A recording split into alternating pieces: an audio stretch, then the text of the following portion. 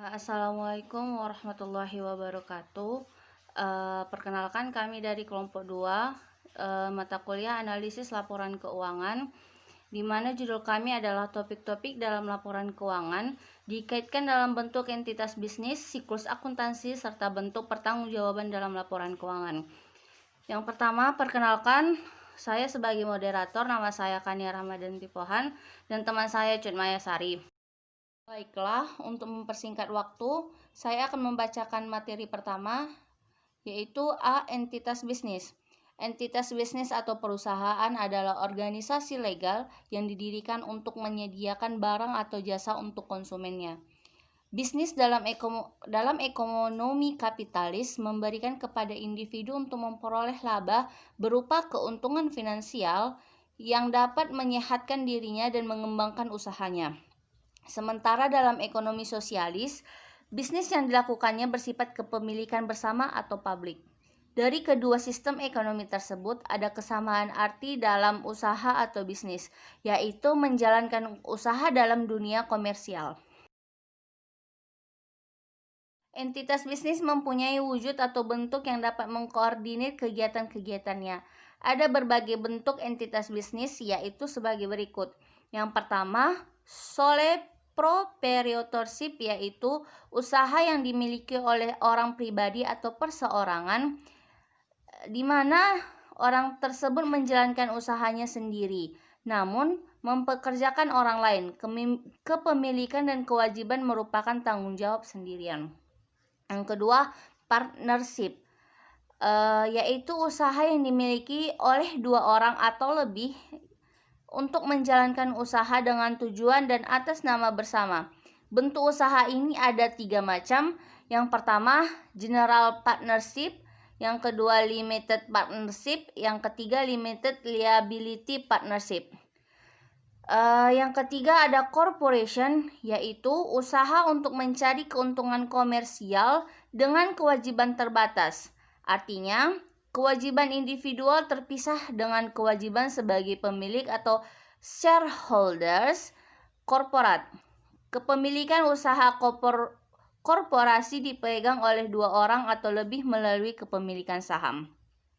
Yang keempat ada korporatif, yaitu usaha bersama melalui keanggotaan dan bukan dinyatakan sebagai pemegang saham. Usaha ini dibentuk berdasarkan kepentingan bersama, baik secara ideologi maupun kepentingan demokrasi ekonomi. Baiklah, materi selanjutnya akan dilanjutkan oleh Cut Maya Sari.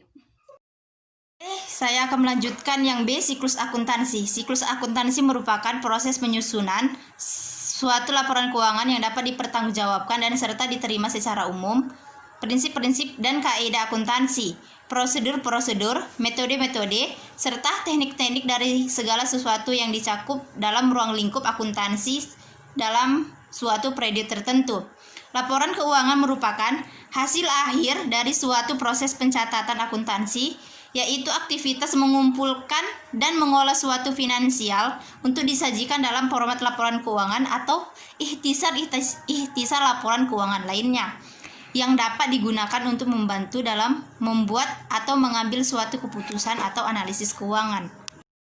Tahapan proses siklus akuntansi. Siklus akuntansi dapat dikelompokkan dalam beberapa tahap, antara lain yang pertama, tahap pencatatan bukti transaksi keuangan adalah suatu proses mengumpulkan dari mencatat bukti atas suatu transaksi yang telah disetujui oleh perusahaan dan disusun ke dalam buku harian atau jurnal umum. Yang kedua, tahap membuat ikhtisar laporan keuangan. Penyusunan neraca saldo berdasarkan data dari akun-akun buku besar, pembuatan ayat jurnal penyesuaian, penyusunan lembar kertas kerja atau neraca lajur, pembuatan ayat jurnal penutup. Yang ketiga, tahap membuat laporan keuangan atau financial statement.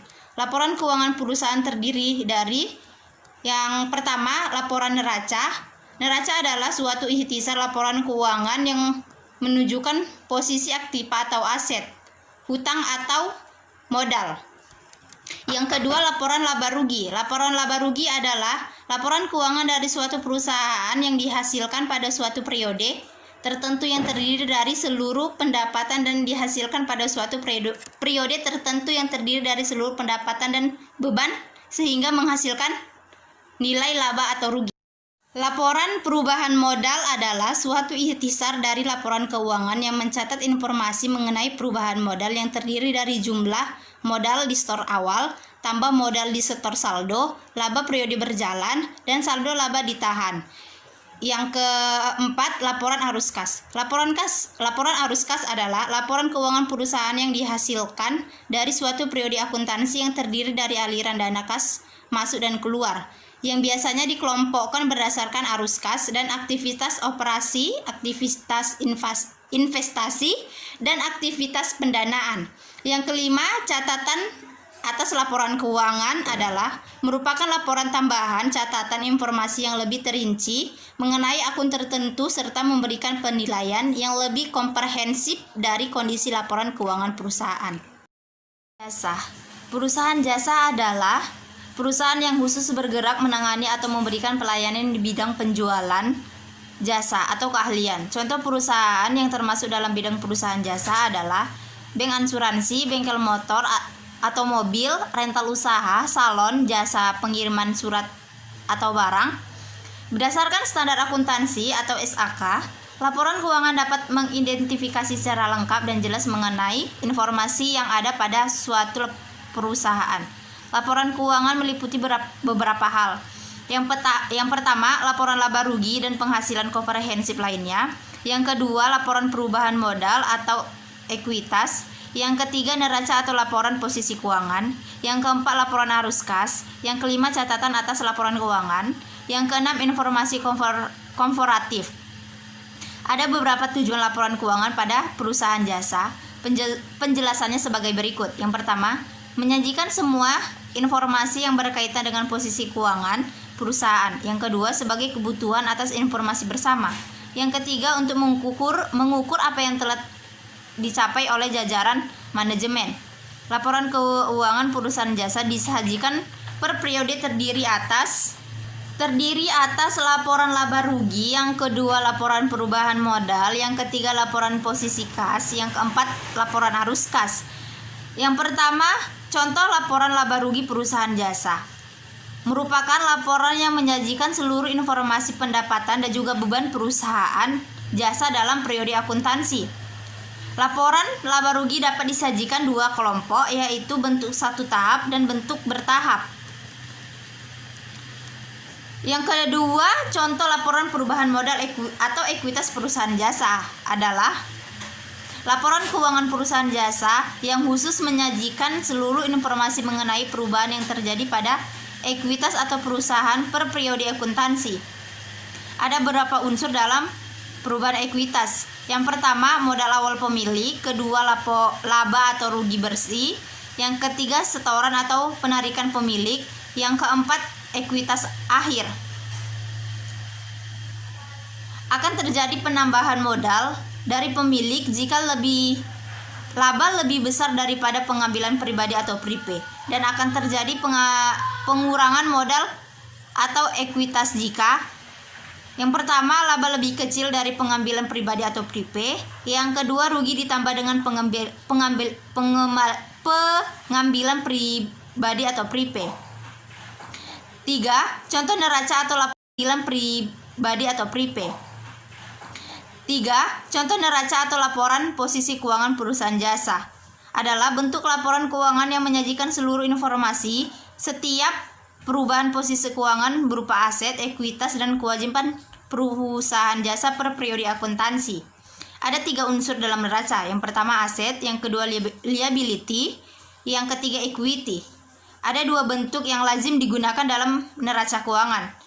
Yang pertama bentuk kontrol atau bentuk T, yang kedua bentuk stapel, dan yang keempat contoh laporan arus kas perusahaan jasa adalah bentuk laporan keuangan yang disajikan untuk memberikan informasi mengenai arus masuk dan keluarnya kas dan setara dengan kas perusahaan.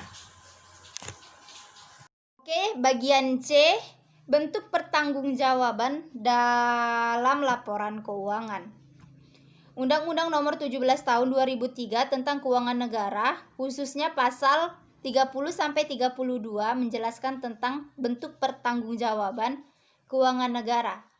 Dalam ketentuan tersebut, baik presiden maupun kepala daerah diwajibkan untuk menyampaikan pertanggungjawab pelaksanakan APBN atau APBD kepada 6 bulan setelah tahun anggaran berakhir. Laporan keuangan dan catatan atas laporan keuangan. Bentuk pertanggungjawaban keuangan anggaran dijelaskan secara rinci pada Peraturan Pemerintah Nomor 6 Tahun 2008 tentang pelaporan keuangan dan kinerja instansi pemerintah, khususnya pada pasal 2. Dinyatakan bahwa dalam rangka pertanggungjawaban pelaksanakan APBN atau APBD, setiap entitas pelaporan wajib menyusun dan menyajikan laporan keuangan kinerja. Ketentuan ini tentunya memberikan kejelasan atau hierarki penyusunan laporan keuangan pemerintah dan keberadaan pihak-pihak yang bertanggung jawab di dalamnya. Peraturan Pemerintah Nomor 6 Tahun 2008 ditetapkan bahwa pihak wajib menyusun dan menyajikan laporan keuangan disebut dengan entitas pelaporan. Instansi pemerintah yang termasuk entitas pelaporan adalah pemerintah pusat, yang kedua pemerintah daerah, yang ketiga setiap kementerian negara, yang keempat bendahara umum negara. Entitas pelaporan adalah unit pemerintah yang terdiri dari satu atau lebih entitas akuntansi yang menuntut ketentuan peraturan undang-undang wajib menyampaikan laporan pertanggungjawaban berupa laporan keuangan. Selain itu, entitas pelaporan juga wajib menyusun dan menyajikan laporan kinerja sebagai tambahan informasi dalam pertanggungjawaban keuangan APBN atau APBD. Laporan kinerja berisi ringkasan informasi tentang input, proses, output, outcome, benefit. Cukup sekian materi dari kelompok kami. Kurang dan janggalnya kami mohon maaf. Wabillahi taufiq wal hidayah. Wassalamualaikum warahmatullahi wabarakatuh.